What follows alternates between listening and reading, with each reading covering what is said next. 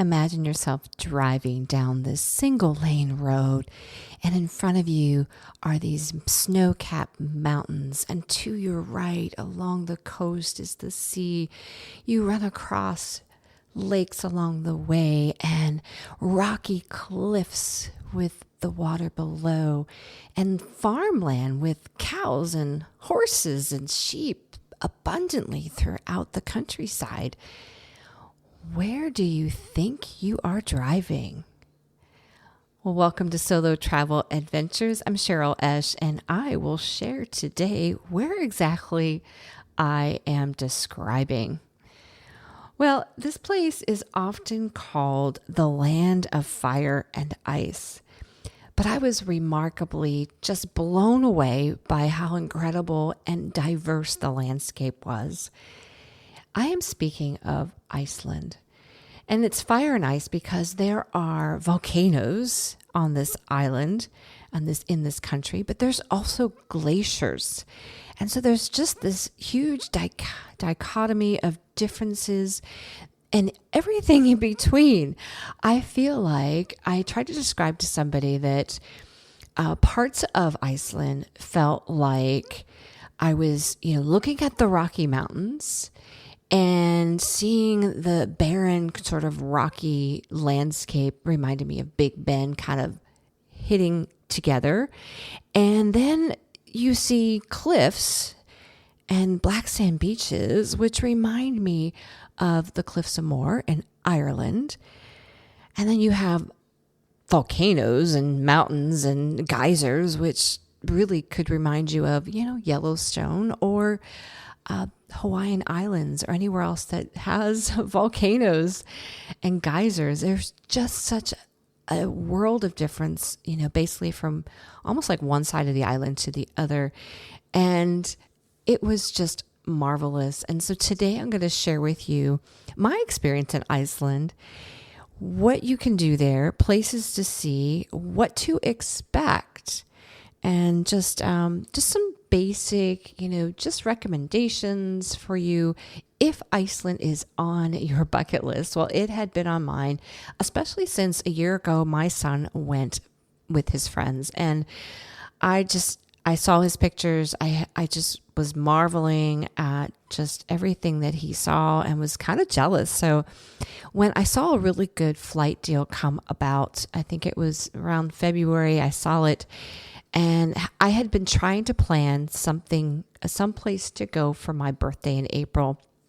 And originally I was trying to do a cruise because of where I am in my life. So often I will evaluate how I'm feeling, what are my needs for this next trip. And I was really kind of burnt out from just different things that were happening and just working a lot, striving a lot in my job, that I felt like I wanted to really have a time where I didn't have to think or do too much planning whatsoever.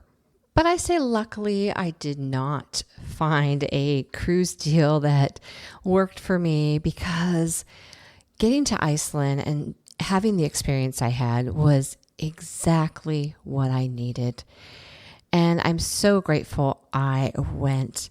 And the landscape, I love being outdoors, first of all. So that was, part of I love to use travel for a time for, whether it's renewal, for healing, to kind of restore myself often is how I use travel.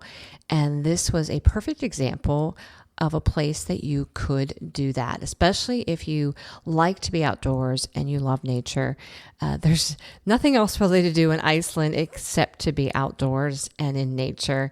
And there's plenty to do, plenty to see if that is your cup of tea. So I didn't even think about, when is the best time to go. I just kind of jumped on this cheap airfare that I encountered, and I'm actually glad I went when I went. Although it was a little chilly. It was roughly 32 degrees to about 45 on most days there. And so that's a little chilly for me being a Texan, but I'm glad I did take, a lot of winter clothes And you do need to dress. Even in the summertime, you probably still need some layers, because I found myself, doing certain hikes and, 1 minute I'm really warm because the sun is rather warm. It felt really good. But then the wind. So March and April are very windy months up there in Iceland. And so the wind was very wicked and cold and biting. And so you do have to consider weather. I'm glad I went in April because there were almost no crowds at all. Oftentimes I found myself being almost the only one on some of the roads. And some of the bigger cities, of course, Reykjavik and Vik in the south part were probably the most densely populated as far as people and even tourists, because outside of Vik is where most people will catch some of those adventure tours or trips, such as the ice cave tours or any kind of those glacier tours, the fun Jeep tours, the hiking tours, and the horseback riding tours. So there's lots that leave out of Vik. So Vik was rather busy when I was there. And Reykjavik, of course, being the capital, also had more tourists than any other place I was in Iceland. Now, I loved the solitude and the quietness. I mean, the whole country, when I was traveling, and it was rather just, there was this quietness about it. And part of it was not busy with tourists. And I was talking to locals.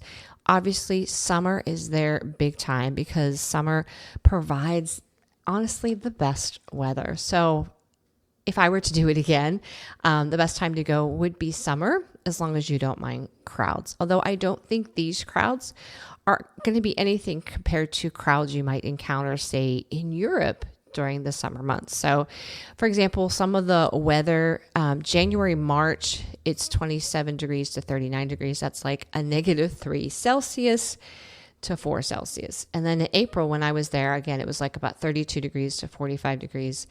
May gets just a little bit warmer, but still not too warm. It's 37 to 48. And then June to August, it can roughly be about 45 to 57 degrees. Didn't ever see, I mean, they might have an anomaly of a higher than 57, but that's kind of going to be roughly where that temperature stays. 7 Celsius to 14 Celsius is that range in the summer months. And then, of course, September, October starts to get cool again, 36 degrees to 50 degrees. And November, December is also rather cold, just like January through March. Now, if you are looking to see the Northern Lights, though, which is a lot of reason why people will go to a place like Iceland or, Sweden, Finland, places up there where it is a little easier to see the Northern Lights. That happens in the winter months. I was there in April, technically too late to see the Northern Lights. Why? Because there is so much daylight.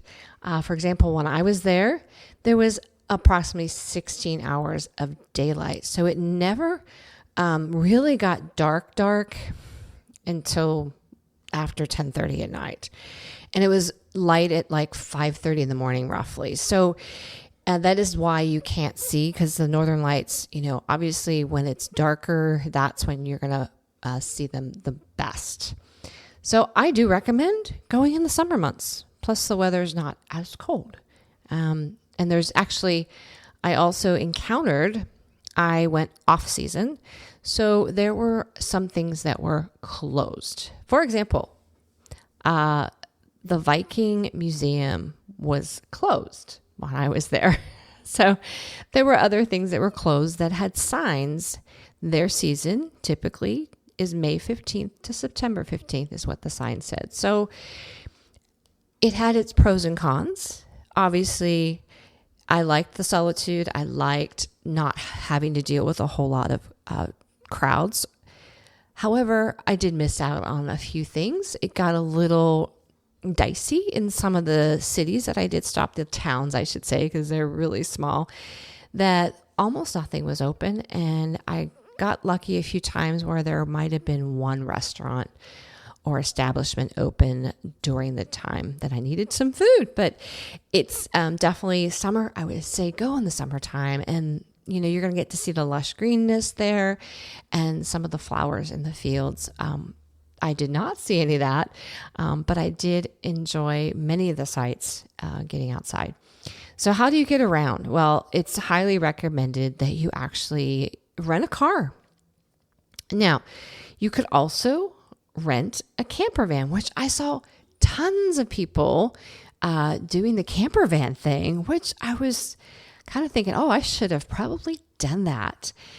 So that could also be your accommodations. So what about accommodations? Well, I personally just used booking.com, got all my bookings through there, and found some hotels, they call them guest houses. There's a lot of those, and those are a little less expensive than the hotels. And there's some nice ones. One of my favorite places I stayed, and I'm just going to make a little plug for them. It was a last minute booking. So I had one day, I had planned my whole trip, and I used that fabulous app Wonderlog. And if you have not tried it, don't have affiliate with it or anything like that, but I'm just so in love with the app right now because I planned my whole trip on that app. But I had one day where I did not book accommodations prior to leaving. And that was because I was going to be driving all the way out to Diamond Beach, which is pretty far southeast in the country. And that was going to be my furthest point. And I didn't know where I would end up that evening. So I waited and I got myself back to Vic and decided, I'll just see what is around here. And I ended up pulling up a last minute deal. So of course they discounted because they're, it's 7:30 or 8 o'clock at night, and I hadn't booked anything yet. And of course they're just trying to fill their rooms. So I found this fabulous place. And again, making a plug, not affiliated, but I have to say, it was serendipitous. I always have these moments when I travel, and this particular one was remarkable. And as someone had said to me when I was sharing the whole story, they said, well, it's almost like it was a kiss from God. And I'll explain all of the things that fell into place for this actual stay. So I booked this place. It was called the Drangshilio Inn by our hotels. And the serendipitous thing about this place was on my way to Vic, on my first days, I drove past, I'm driving past these beautiful farmlands, and in the middle of this like grassy farmland, of course, there's, these rocks and, hillsides.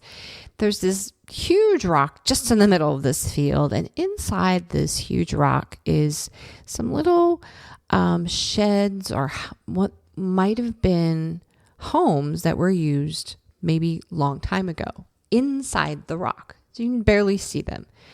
And I thought they were so cool. And I really had wished I had stopped to take a picture, but there are no places really to pull over when you're driving in Iceland. So I will tell you that. No berms for you to pull over. And especially if you are on the west side of the country where, there is all that lava land. There, again, they don't want you pulling over anyways. So I, whizzed past it and was like, oh, that's so cute, and really didn't think much of it. And then when I was in Vic trying to find a place to stay this particular night, I booked at this place. And as I was pulling in, I love the picture because it's like, this place is set back against, the cliffs there, the rocky, and across the way is the water on the other side. And it's a farm. And so I had been wanting to stay in sort of like this farm stay kind of place, or B&B, let's on a farm, that kind of thing, or a guest house. You see lots of signs for them along the way, places that are not going to be particularly listed on like a website. So you may even, be driving by and find a place, especially if it's off season, that you could possibly stop in and ask if they had a room. Anyways, I pull in and there is that rock formation that I had seen on my way a few days earlier. And I was staying there at this inn. I will say it was a fabulous inn. It was so clean, and the staff was so nice. It was the best place I stayed my whole time I was in Iceland. And what I mean by someone said it was like it was a God thing and I got a kiss from God, because that night something awakened me around midnight, a little after midnight. And I happened to peek out the window, and lo and behold, what do I see? Is the Northern Lights. And I waited about a half hour and they got even more beautiful with, more of the green streaks in the sky. And I was just in awe. I stepped outside, took some pictures, and just basked in that, because as I spoke to a local the following day and asked where I could see more, gave me a nice dark place like last night. And he said, you won't see Northern Lights this time of year. It's too late in the season. It's like too light, too long. And so I showed him my picture and he just was like, that is rare and you got lucky. So I like to say that was just an awe moment for me. I loved it. And I plugging that place. They had a beautiful spread of breakfast. It was beautiful breakfast spread, and they had some homemade breads because they're, of course, on a farm there. Now, goodness gracious, this trip, there was so much that I did see.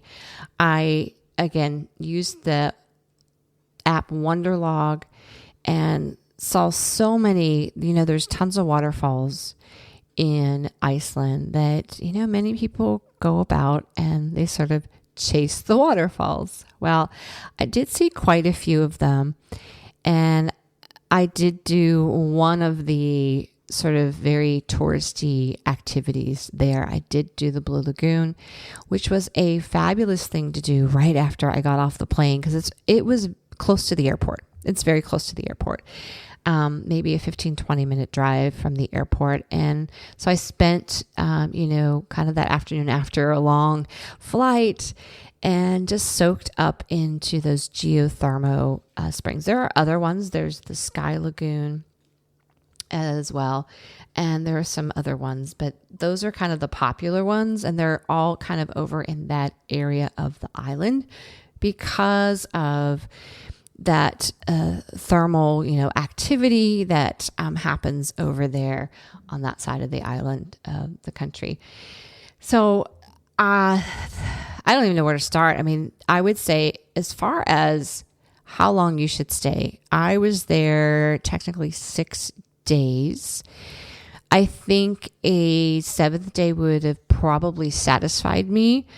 I didn't see the whole island. There is what's called the Golden Circle, and there are some things along the Golden Circle to see. That's kind of very popular. However, I took, I guess they call it the Ring Circle, where I did that. It's called the Route 1, basically, that takes you all around the edges of the island. And I would say probably did at least half of driving around the island that way. But there was certain sections way up north and east I did not get to. And so there's plenty more I could have seen. And if you plan to really see it all, I think 10 days would be sufficient if you were driving and trying to see everything. Reykjavik, the capital, probably the biggest city in the country. You probably only need a day there. It's a rather, in my experience, it's a smaller city, and you can walk it very easily. There's great shops, of course. There's the famous church there. I was there on Easter Sunday, which made it a little challenging. I actually had to go back the following day because a lot of things were closed when I was there. But it was, a great little town. You can go down by the water.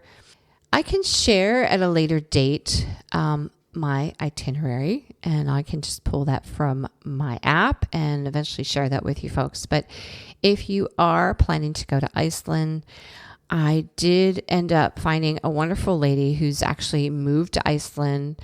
I haven't met her, but she's got some great resources out there. Her name is Elisa, and it's her Instagram page. If you want to go and find her, Elisa, that's ELISA_in_Iceland. She has some great ebooks on, Iceland trips, some itineraries, and she's got some great recommendations. So if you are looking to plan a trip to Iceland, she's got some great ideas and great itineraries. But I will, at a later date, once I get mine together, share with you where I went. Just little tidbits of some information is, first of all, Iceland is safe. It has, honestly, I think it's the safest country I have felt I've traveled to. Very safe for solo travelers. It was clean and safe. So Iceland, great for solo travelers. But on the flip side, it is expensive. So traveling with another person would bring that cost down, right? So it could be a great idea for, I did see a lot of couples and families traveling, and that is why a lot of them chose the camper vans, which I mentioned earlier, a great way to travel, but also a great way to save money on accommodations because you would end up sleeping in your camper van. However, some of the accommodations, two of the camping sites that I saw, because it was off season, one campsite, the facilities were actually locked, meaning the bathrooms. So there was no bathrooms, and they had very limited plugins for power for some of those camper vans. And then another one I saw didn't have any facilities, and it was just a gravel parking lot. So you just have to, if you're okay with that, know that sometimes when you're camping, there might be limited accommodation, like as far as bathrooms or and power for your van. One thing I did notice in Reykjavik, so say you're someone like myself who lives in a warmer climate and does not typically have a lot of winter clothes, you can actually rent outdoor wear in Reykjavik. There's a store there that you can rent, those nice Arctic jackets and maybe kind of snow pant things, probably anything you need, because especially if you're planning to do like one of those glacier tours, you do need like warmer clothing. So I thought that was a great option, especially for people like myself that don't want to buy things like that, because I would not have a need for it once the trip was over. So there's a few extra little tidbits if you do want to plan to go to Iceland, some important information there for you. When I do each trip, I always take a moment before I go and set an intention.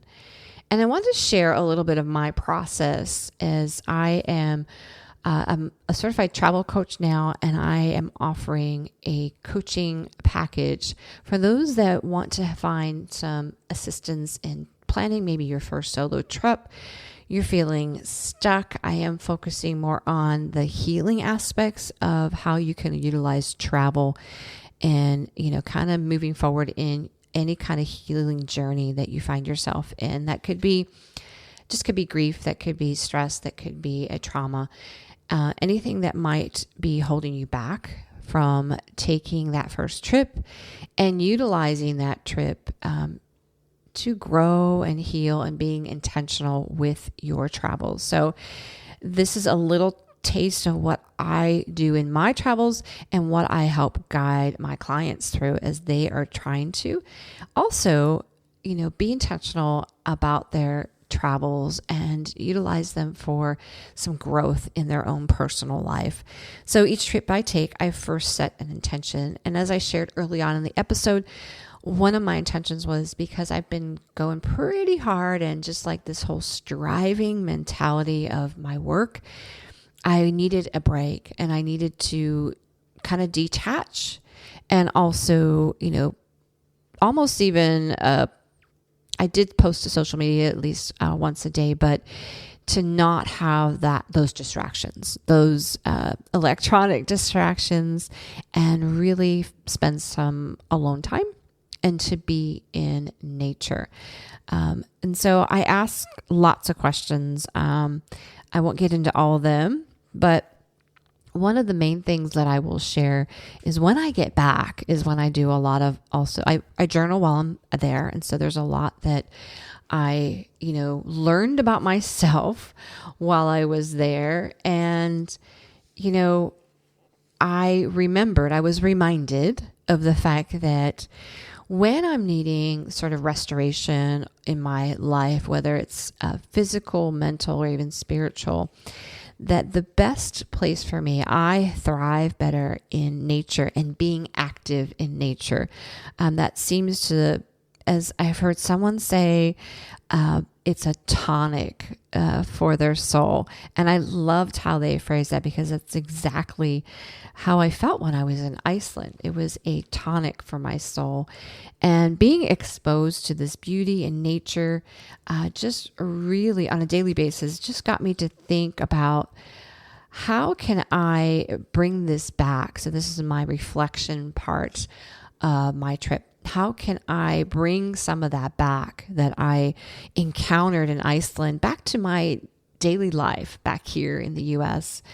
And so I was reminded that to really make it more intentional about getting outside in nature on a daily basis if I can help it, and whether it's just taking a short 20-minute walk, if I can't find a park, even just a walk outside is beneficial to me, and both physically, mentally, and spiritually. So that was a question I had asked and, thought about how can I implement some of this into my daily life as well. I did that after the Camino, seeing how quiet and slow things moved in Europe and how I loved that pace of life.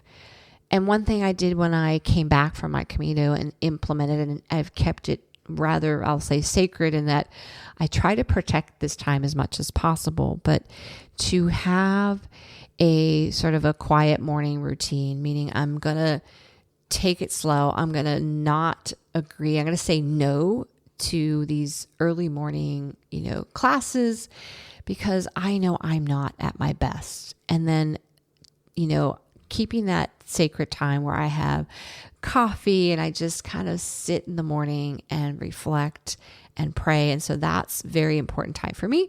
And so that was something I brought back after the Camino that I try not to compromise. So that would be a question. When you go on a travel and you have these aha moments, something that you marvel at, something that, was a positive experience for you while you were there.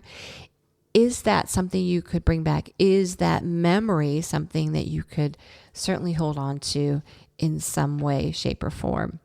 And then I always ask, what did I learn about myself while I was there? And I always learn something new about myself every time I travel, or it might just be a little reminder of something I had forgotten about myself.